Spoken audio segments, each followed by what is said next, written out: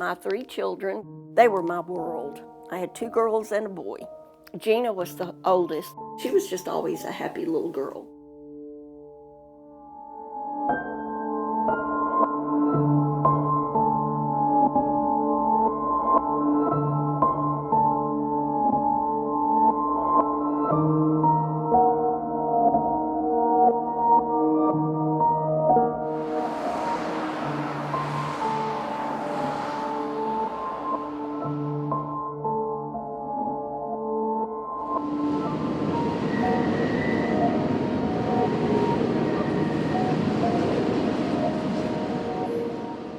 When we went to church that morning, Gina was on the back row. I was on the usher's pew. Gary was a deacon there in 1980, and I taught Sunday school at that time. We probably had close to 300 people in the sanctuary that day. We were packed.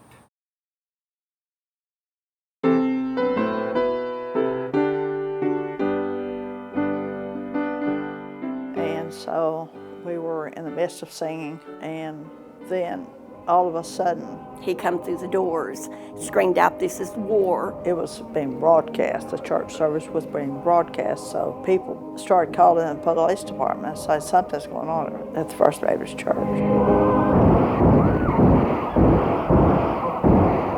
I heard pop, pop, pop, like firecrackers, and I looked around, and it was a man with a gun, and he had on a helmet, camouflage type clothing, dressed like a soldier, really, and shooting.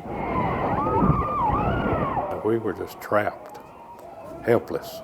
There were people down, and of course, little Gina Lina just shot. A bullet got her right in the temple, and it come out between her eyes.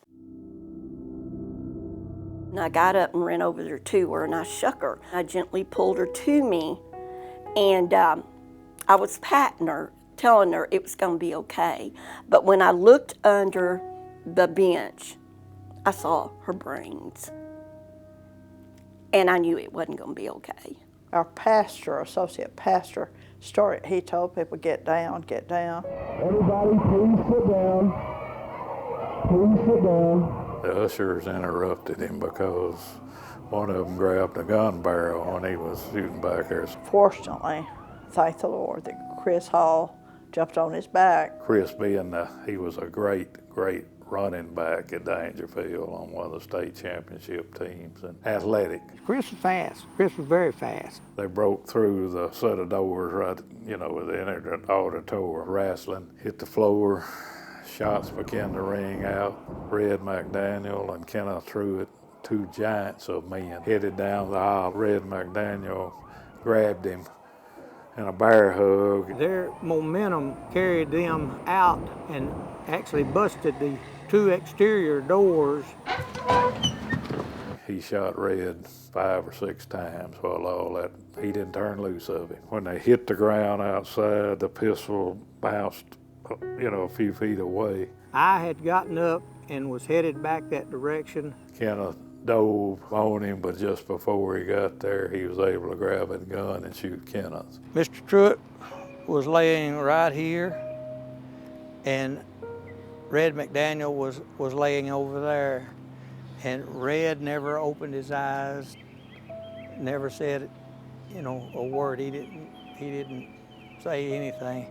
And then I talked to Kenneth Truitt and asked him, was there anything that I could do? I did take my coat off and put under his head. He just kept saying, "Junior, it hurts." Mr. Truitt, he didn't make it to the hospital. So 5 people were killed. And 10 more wounded.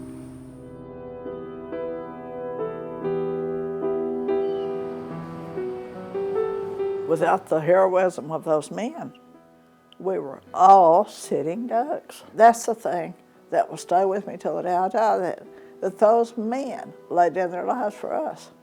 And just such a wonderful example of good, such terrible example of evil.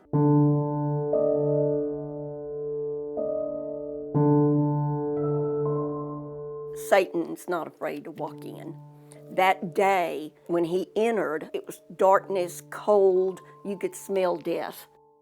Who did it? Why? I want to know.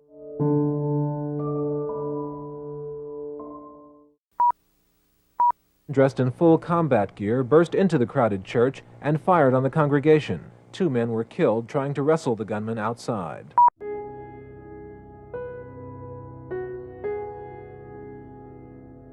I heard a woman scream, "He's down, he's down, he shot himself." I ran around the corner and I could see that the gunman was laying face down over by the fire station. It was Al King.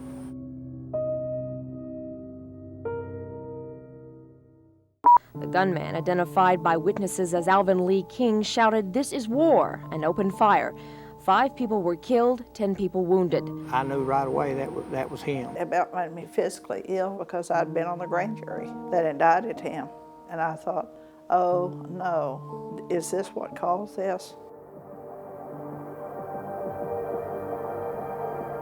I remember when the district attorney came in there, he said, now this next case is really unusual and it's going to be very graphic, and I just want you all to get prepared for it. His daughter had finally pressed charges for sexual assault. And they started telling us what he had done, and it was awful. It was totally unimaginable what a father would do to a daughter. He was desperate. He didn't want to face those charges. Of course, he was arrested.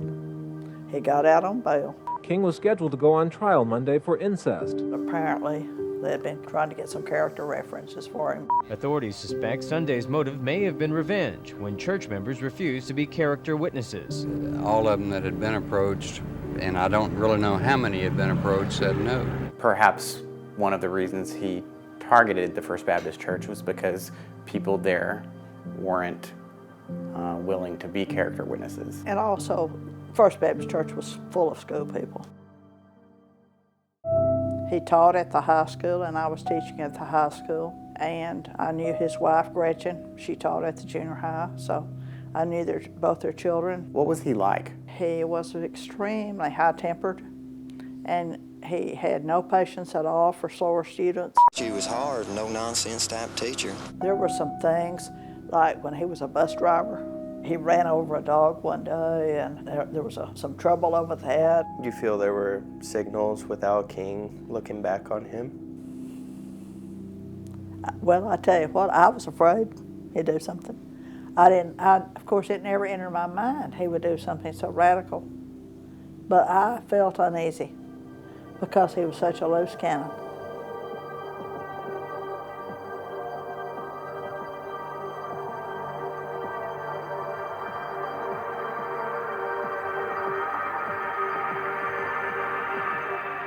Did you ever suspect that he would be violent like this?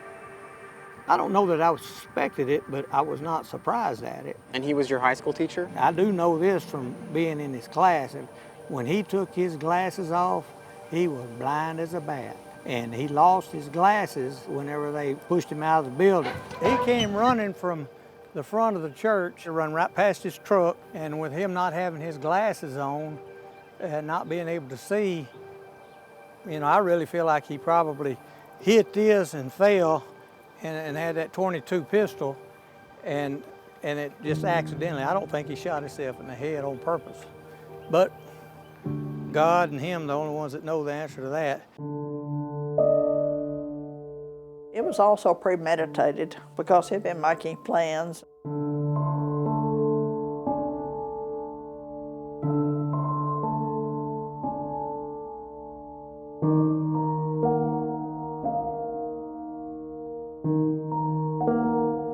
On a remote country road outside Dangerfield. Inside, King tied his wife to a chair, then headed for the First Baptist Church in town.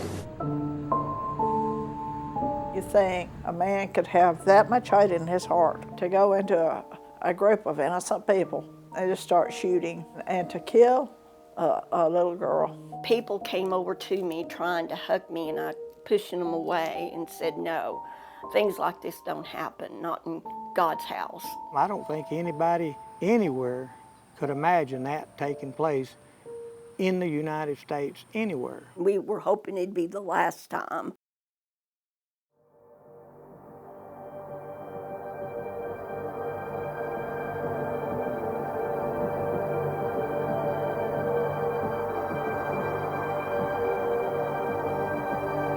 Police believe he shot and killed 6 people and wounded another at this posh Dallas nightclub. The 35-year-old gunman smashed his truck through the front windows of the cafeteria. I saw the man eye to eye. We have children over here. Fort Worth's Wedgwood Baptist Church was packed with mostly teenagers. Pulled the trigger and it hit me in the chest.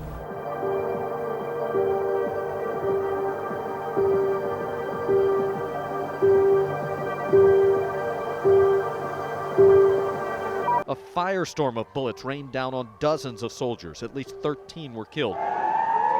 You don't expect it here. You don't.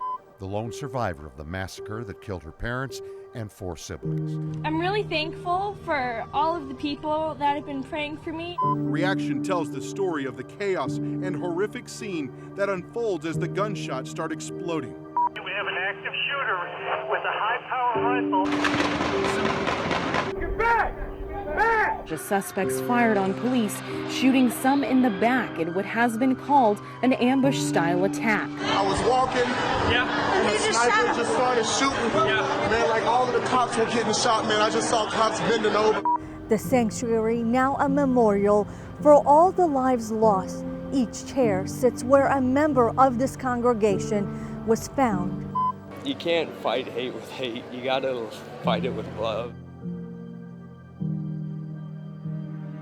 21 people shot, among them a 17-month-old toddler and 3 police officers. Isn't this worth all of our efforts?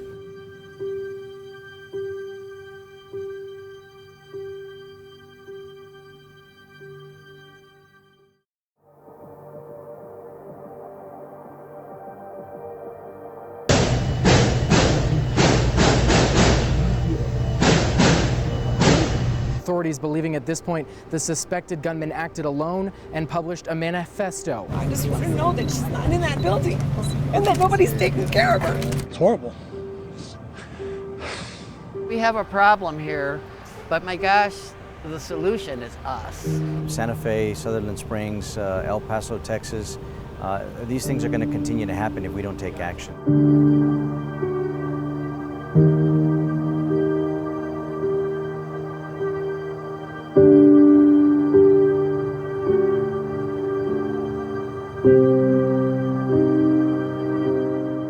Tragedy met our community here with a senseless act of racial violence here, where 22 people were gunned down and over 20 people were wounded. So I think as someone who represents the community that was attacked, I will be vocal in making my community's voice heard. Select Committee on Mass Violence Prevention and Community Safety will come to order. The clerk will call the roll. Darby. Here. Navarez. Blanco. Here. Capriglione. Here. Guerin. Here. My commitment to you is that we will listen, we will work, and we will engage in a serious conversation. I want to thank Governor Abbott for his quick and comprehensive response and his executive orders to address some of our system's shortcomings. We have in place a working model that is good, but we know that we need to both expand and improve upon those efforts. Governor Greg Abbott issued 8 executive orders to move from reaction to prevention, and he's directed that the Department of Public Safety take specific actions. The governor has suggested increasing the presence of suspicious activity reporting. You'll often hear him say, if you see something, say something. I think that's one component of this. Every person has got to be aware of their surroundings and be able to and willing to report suspicious activity when they see it.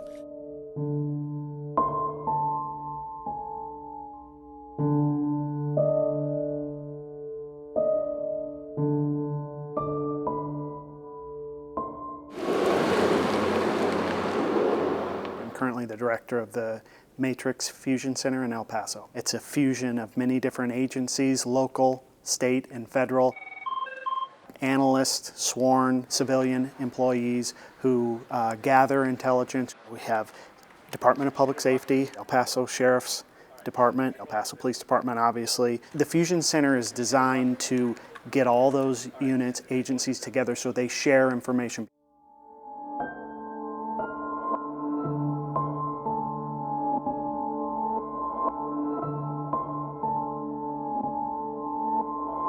there's only a finite amount of information we can go through with the staff we have. But that's certainly, the more people, the more eyes, the more technology, the more programs we have helping us uncover that information, the better opportunity we have to prevent something from happening. There are a handful of fusion centers in Texas, but not every area has them, correct? Correct.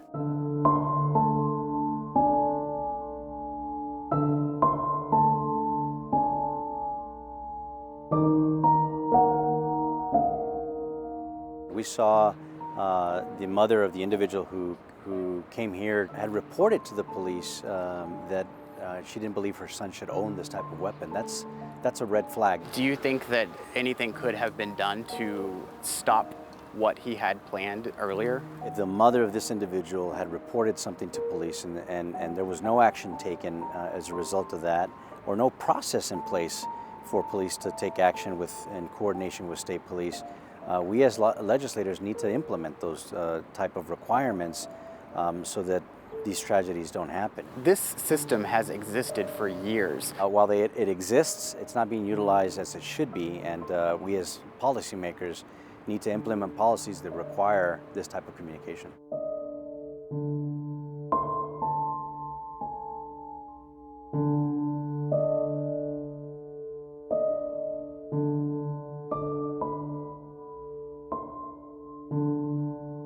My son Dylan is a firefighter, and he's been on the El Paso Fire Department for several years. He was one of the first on the scene. He was actually in Walmart when he called me to let me know he was okay. The dead were still in there, and he saw everything. The one person that really understands is his dad. You know, one of the few people that's been through it. What's it like for you as a wife and a mother to have a family that was touched by mass violence twice?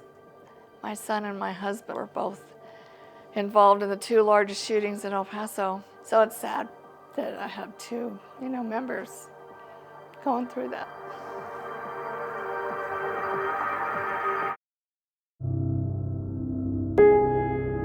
The Starburst, how did you come to be there that night? That was a local hangout. It was a country and western bar. There was a dance floor and a couple of pool tables. I remember we were sitting at a table. I was sitting with my back to the door, a couple of pops, and I turned around. It felt like somebody punched me. And I reached up and, my hand was, full of blood. I can remember seeing bodies laying right next to me. The shooter, Barry Schvarek, he had been thinking about shooting someone before? In my mind, that was a little more premeditated than everybody thought.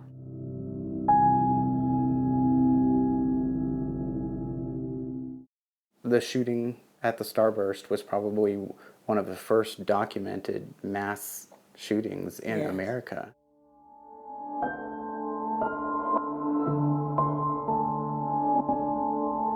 Five died and 3 others were wounded. The shooter, Barry Schvarek, he had been thinking about shooting someone before? He started drinking about 10:30 in the morning at a different bar, and they left there drunk. They went out shooting rabbits in the desert. He was with a buddy of his that had been in Vietnam, and he asked him, what did it feel like to shoot someone? So in my mind, that was a little more premeditated than everybody thought.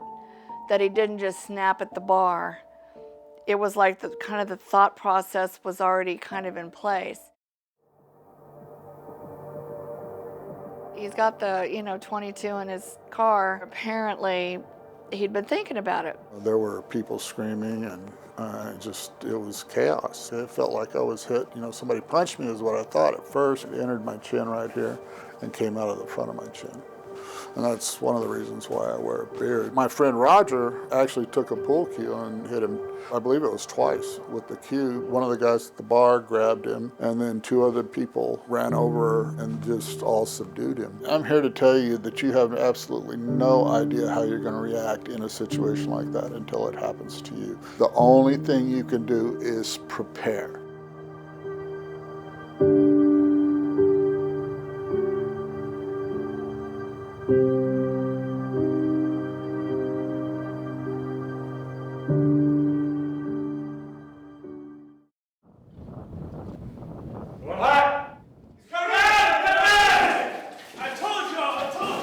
ALERT stands for Advanced Law Enforcement Rapid Response Training.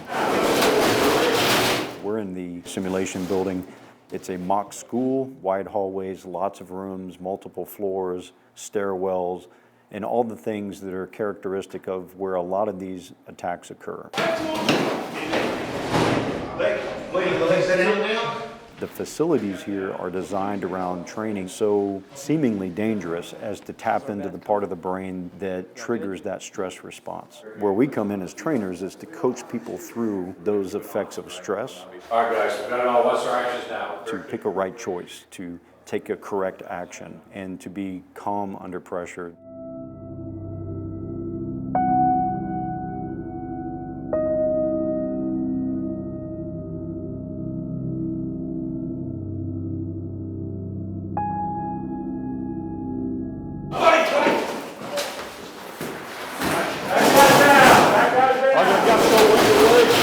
So we're not just going out and training and saying, hypothetically, something could happen. Instead, we look at what has unfolded over this 19-year period and show this is how civilians can help. What the law enforcement officers learned in this setting today, they can go back to their homes and hopefully teach that to citizens to be able to respond. That's exactly what we're looking for. We want them to go to, is we get all the phone calls from the churches and the schools and the hospitals and the business community.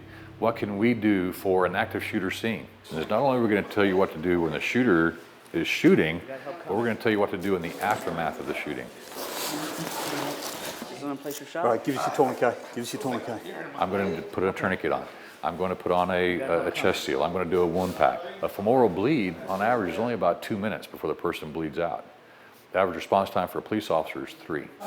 So if you're waiting on a first responder to come and save this situation, time's not going to allow it. It's just the clock is ticking.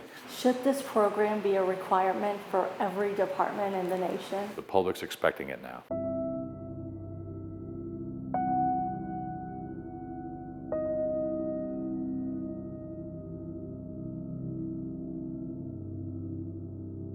Do you expect that the legislature will probably be talking about allocating more money to this program? We hope that's the case, and because we know the demand far exceeds the supply or the funding that we get right now.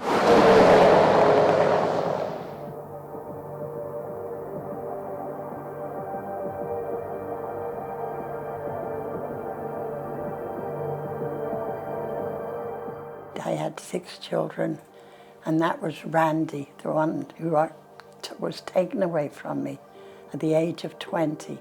I loved that boy. And Barry Shavark took him within seconds. I've heard about people, subduing the shooter with a pool cue. Yes. And of course, your son pushed a woman out of the gunfire. Yes, he gave his life. I was so proud of that boy, to save somebody. His death wasn't in vain. Barry Shavark was convicted of 5 counts of murder. Yes. And he is in prison still today. Yes, he is, yes. He comes up for parole, and you and your family have been active in voicing your concerns about that. We just signed the papers why he shouldn't come. I did not sign the paper this last time. And for the simple reason, I don't want to live with hate anymore. Now if he gets out, maybe I should get rid of it and forgive Barry Shavark for killing my son.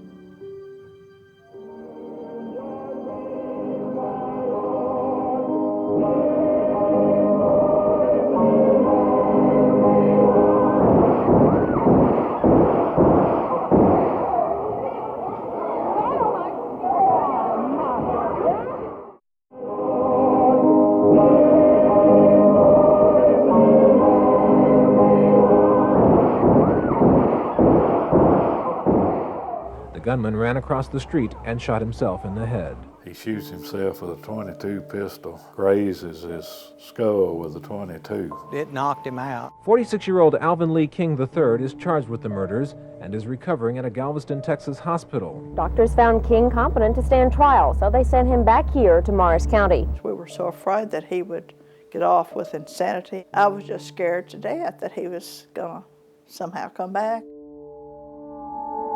Flags are flying at half-staff. Most of the business district is shut down in memory of the 5 people who were killed Sunday at the First Baptist Church. We went back to the church that night and helped pull out the bloody carpet. They tried to drown out the smell of blood with ammonia and repair the bullet-ridden pews. They had to pull out all the pews. We use it as a fellowship hall. We voted to build a new sanctuary. After that happened, we had deacons on patrol every service. In our library, there is an album. We received cards and letters from people all over the world saying that they were praying for First Baptist Church, Daingerfield. Just made the church stronger. You know, evil didn't win. King was to stand trial soon for the June 1980 mass murder. When they brought him back, they were transporting him from the jail. I never shall forget, in the paper there was a picture of him sticking out his tongue. How arrogant. I've killed these people, and I'm sticking out my tongue. And just such total defiance. When they started playing the radio tape, you could hear the shots, and then you could hear people crying. And when the relatives heard that, then they all started crying in the courthouse. Apparently, the hearing did get to him, since he committed suicide that night. The body of Alvin Lee King III was brought to Dallas shortly before noon today for an autopsy. He was hanging from one of his cell bars with a towel wrapped around his neck. And I don't mind telling you, it's the greatest relief in the world, because we were so afraid. Just really never known such terrible evil. Even decades later, it's still with you.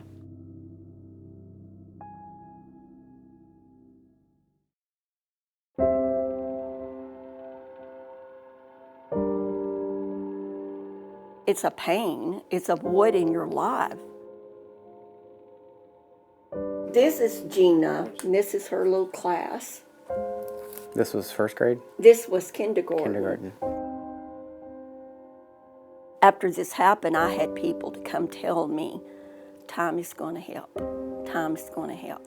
If I hear that one more time, I'm going to scream. I don't want time to take care of it. I want it to be taken care of now.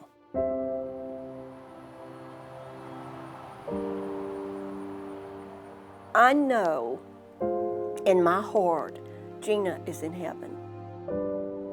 I love her, I miss her, and I'm looking forward to being with her again.